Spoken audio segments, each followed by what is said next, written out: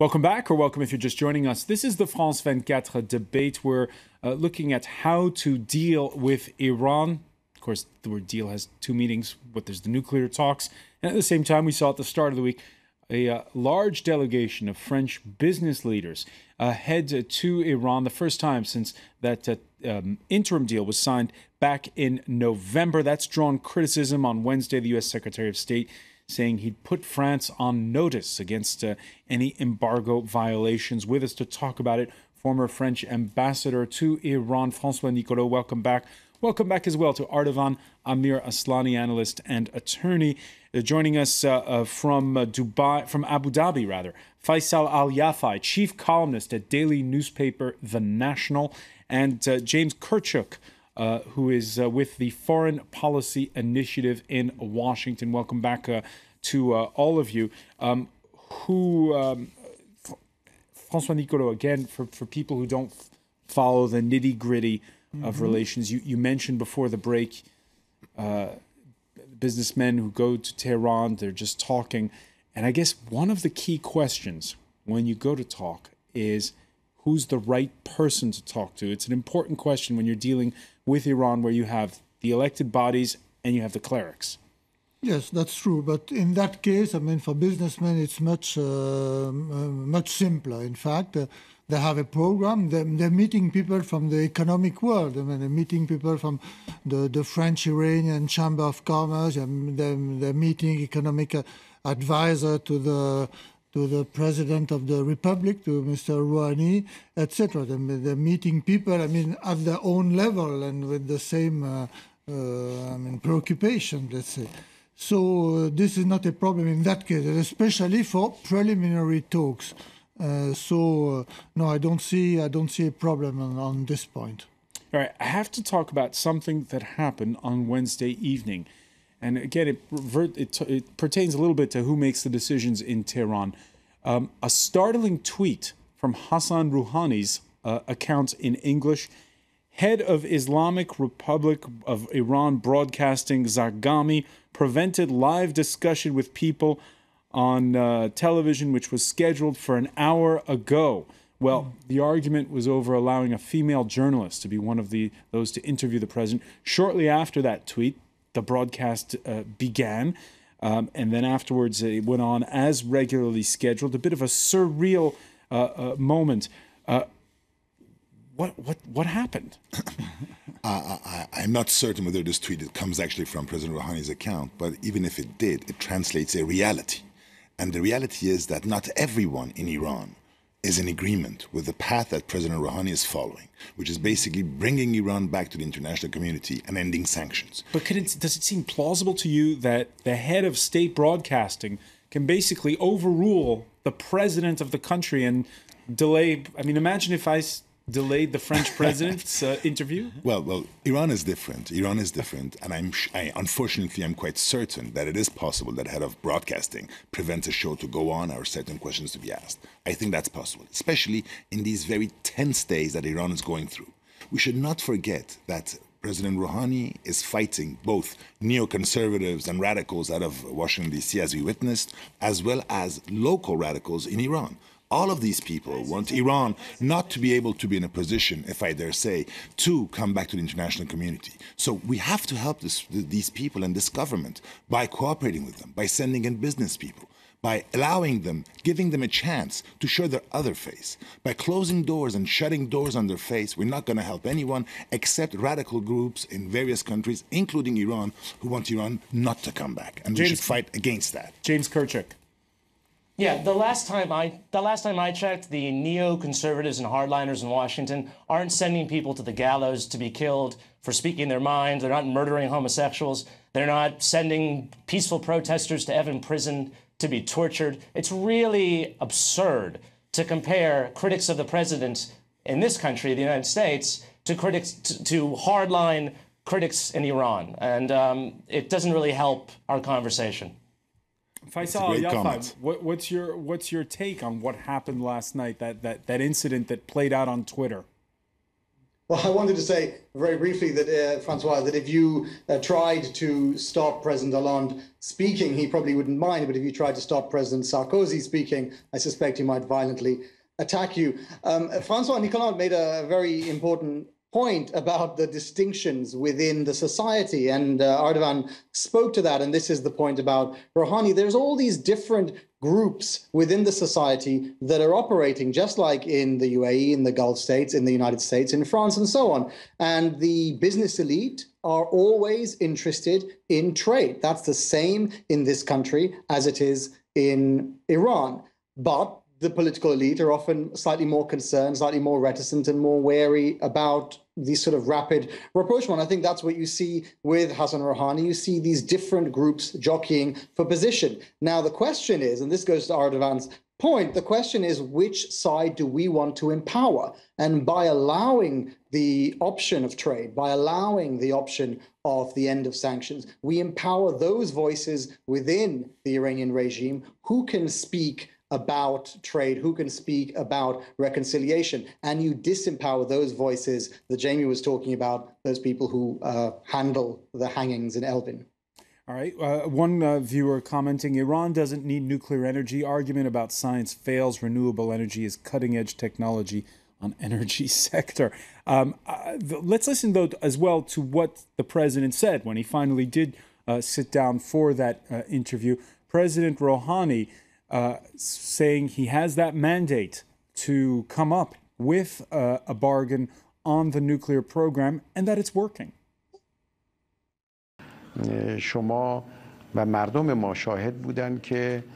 Regarding the issue of the Joint Action Plan, or what is known as the Geneva Agreement, our people witnessed that we were able to reach an agreement with the great powers while preserving the dignity and the rights of our nation.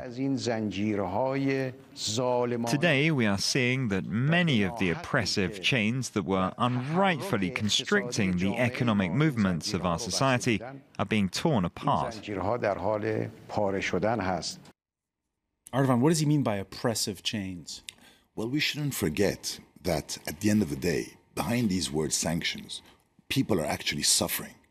I mean, I was petrified the other day to learn that food packages are being handed out to people who can no longer afford acquiring meat and rice. So the Iranian people are going through dire economic straits. You know, behind all this chat and who's done this and who's done that, you're talking about people, 80 million people, who've been ostracized for 35 years. Inflation is horrendous, and the people need hope and need to look at the future.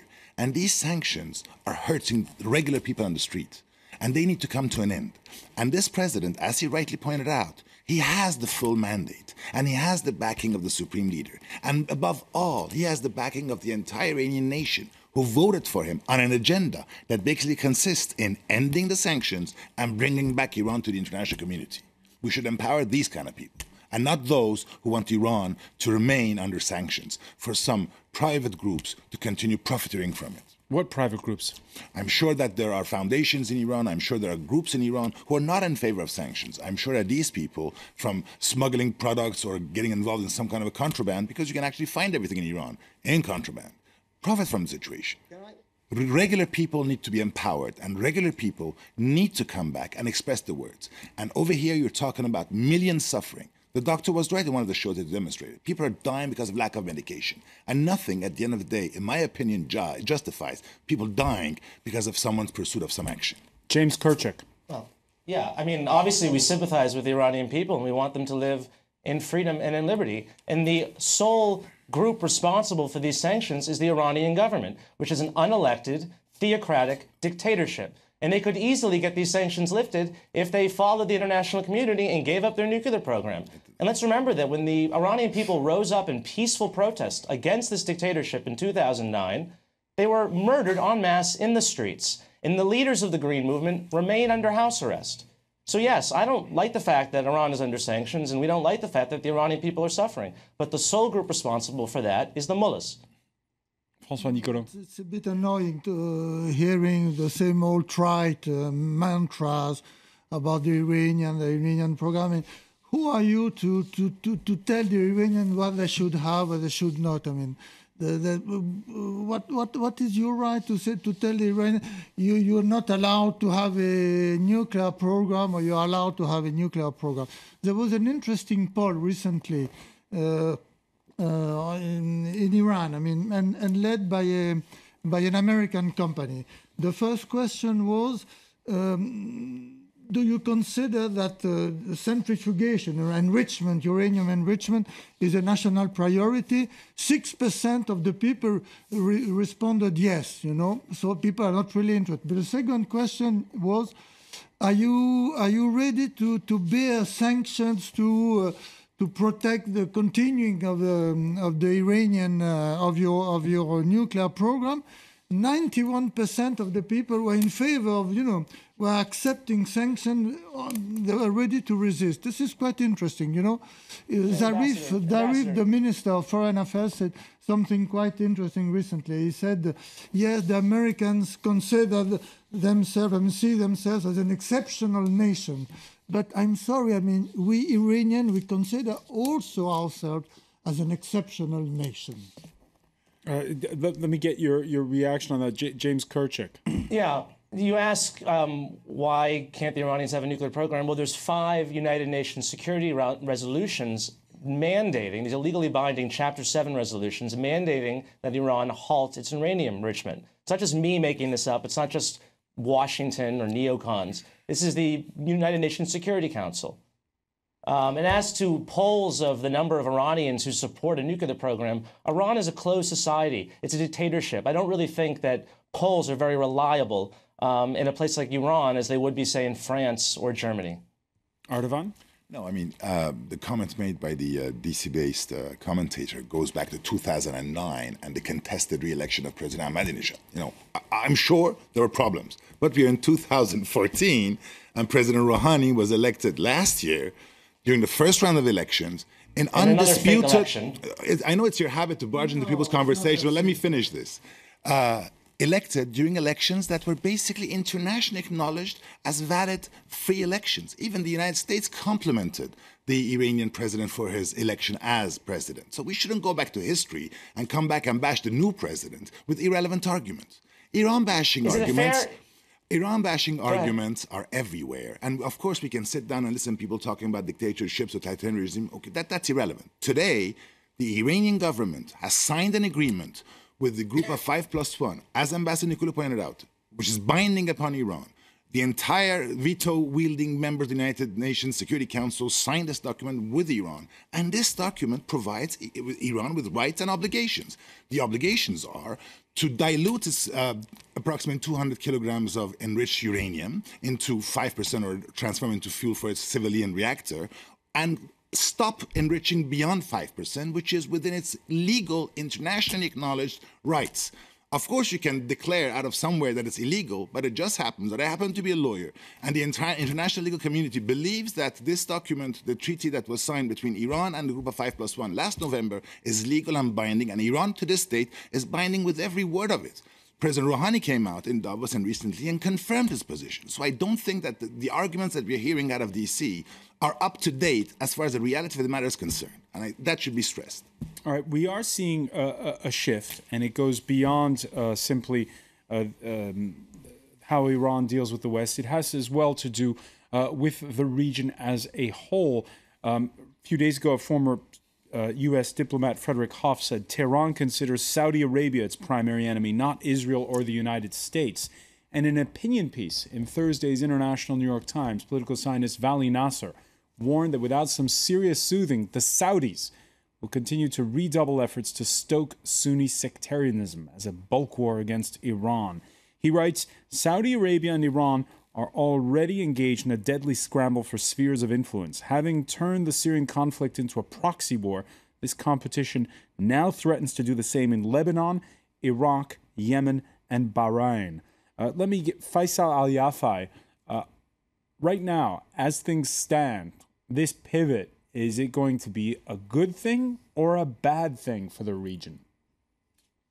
It could be a bit of both. I mean, going to the points made earlier, it is in everybody's interest to bring Iran back into the international community. There's no doubt that this region, that the Americans, that the French, everybody would benefit from having this enormous country back in the fold of nations. But while I admit and that Ardavan is right about the pain that the Iranians are suffering because of sanctions, that pain does not come from nowhere. They are under sanctions because of their behavior. They are not merely the victims in this. They are systematically, as Vali Nasser is pointing out, interfering in the Middle East, in Yemen, in Iran, and most egregiously in Syria and in Iraq. So this is not merely the international community ganging up on the poor Iranians. This is the Iranians reaching out and harming the Iraqis, harming the Syrians, harming the Yemenis, harming the Lebanese. And you cannot bring back into the fold of nations a nation like that, which has not renounced its use of proxies to foment violence. Ardavan? It is, and I must confess that Faisal is perfectly right about Iranian intervention in the areas that he mentioned. But at the end of the day, if you are a Shia country and you're seeing your Shia brethren being torn apart in other countries, don't you think it's natural for them to come in to assistance of their allies? That's what the Saudis are doing. At the end of the day, all of the terrorist groups in Syria that are fighting against the Assad regime and recognized as such by the US government and French government, the Al-Nusra Front, Al-Qaeda in Mesopotamia, Islamic State of the Levant, who's financing these guys? Who's sending them the arms? Who's sending them finances to be able to conduct this outrageously inhuman war in Syria? The Saudis. At the end of the day, it is normal for one country to defend and assist its allies, and that's what Iran is doing. You may be in disagreement with the Iranian position, but that's what Iran is doing, helping friends out. That's what Saudis are doing, helping friends out. James Kirchik. Yeah, the Shia in Lebanon are not being oppressed by anyone. So I don't understand why Iran would be sponsoring Hezbollah other than to, try to control the country and to help their Shia sectarian war against the majority of that country. And they're sponsoring an illegal militia. As for Syria, there aren't many Shia in Syria.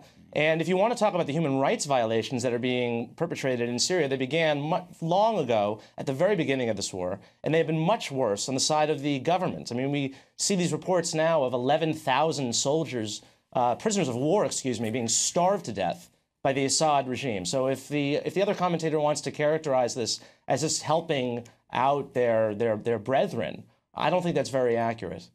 No, I agree. You're right. Faisal Al Yafai.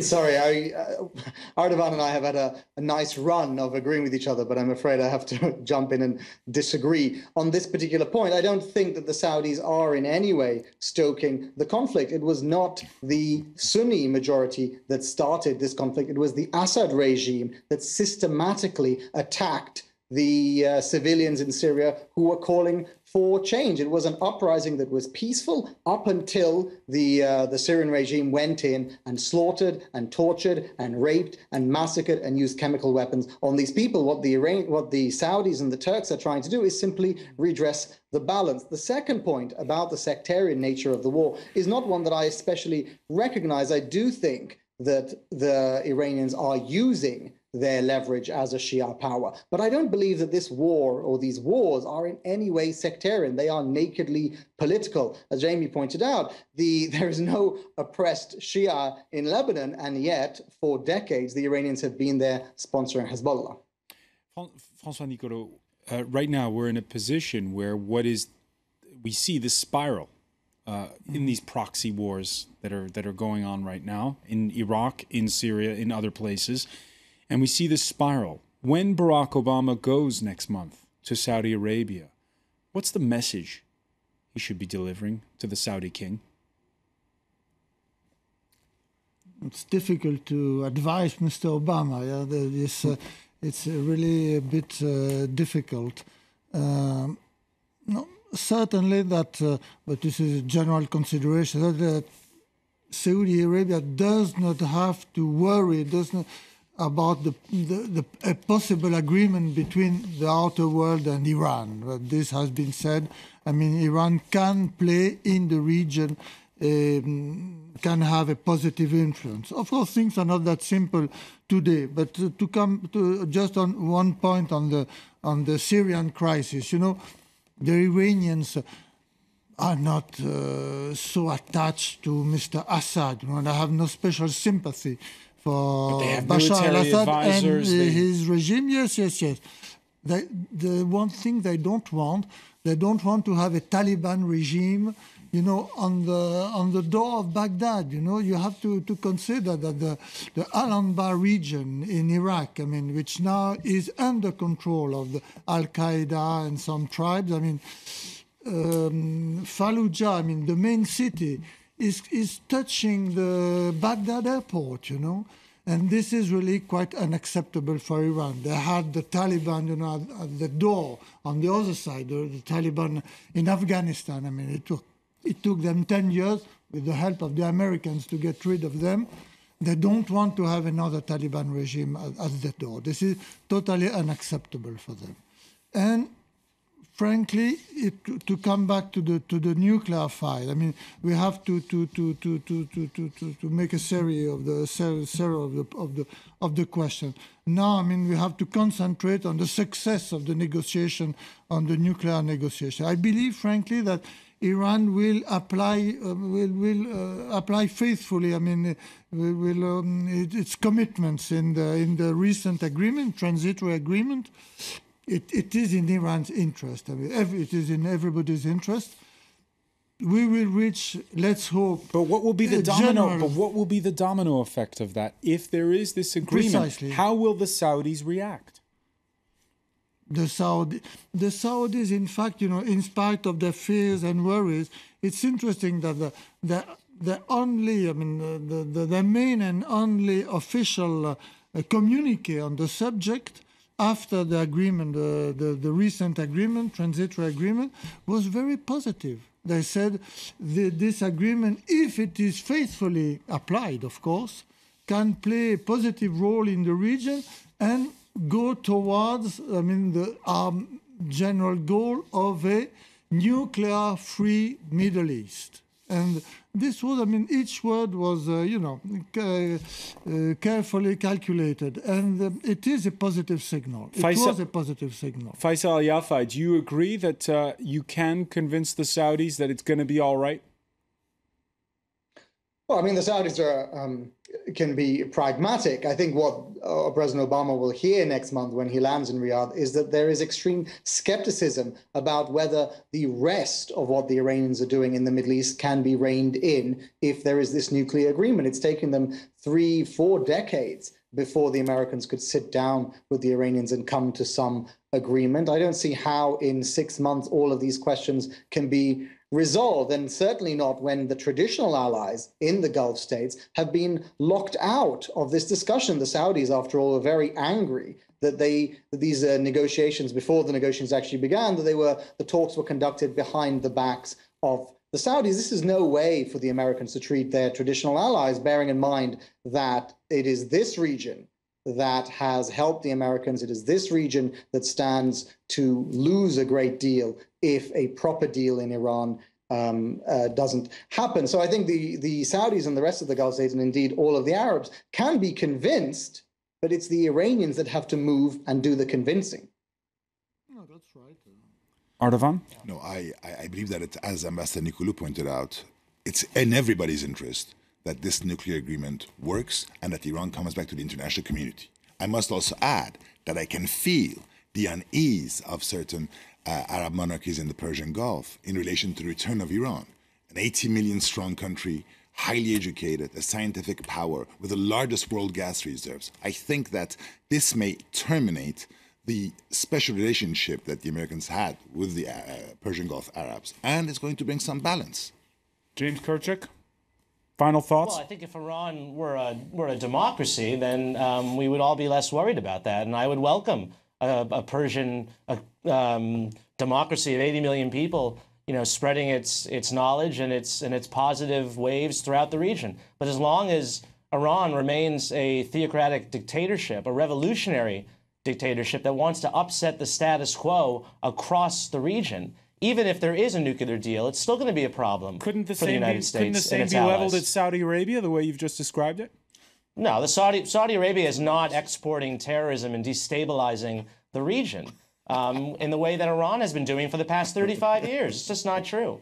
All right, We just learned that Saudi Arabia is a democracy. That's a discussion we could have. I didn't say it was a democracy. I did not say it was a democracy. Assisted terrorist movements globally. All right, it's definitely a conversation we can continue. I want to thank James Kirtley for joining us from Washington, Faisal Al Yafai for being with us from Abu Dhabi, Ambassador Nicoullaud, and Ardavan Amir Aslani. Thank you for joining us here in the France24 debate.